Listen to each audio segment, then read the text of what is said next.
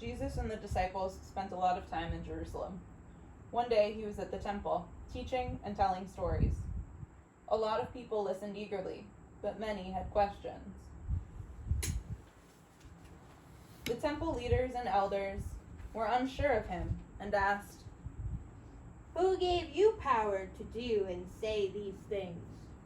Some were jealous and wanted to trick him, so they asked. "Should the people pay taxes?"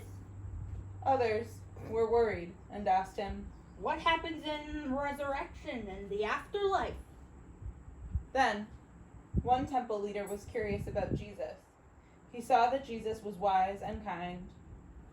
He asked him, "Which one of God's laws is the most important?"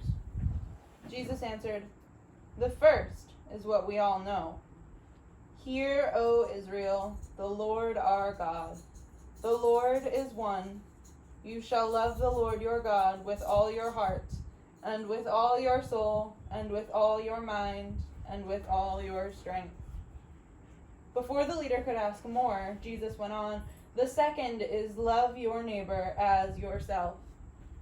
These two are the most important of God's laws." The leaders who question Jesus are concerned with so much.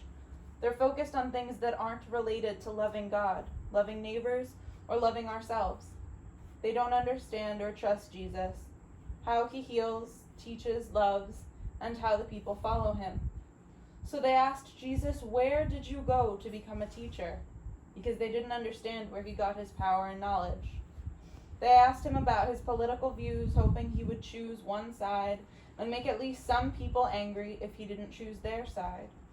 They asked him about complicated things like the afterlife, because they thought he wouldn't be able to give a good answer, and then the people would become unsure of him too and stop following him.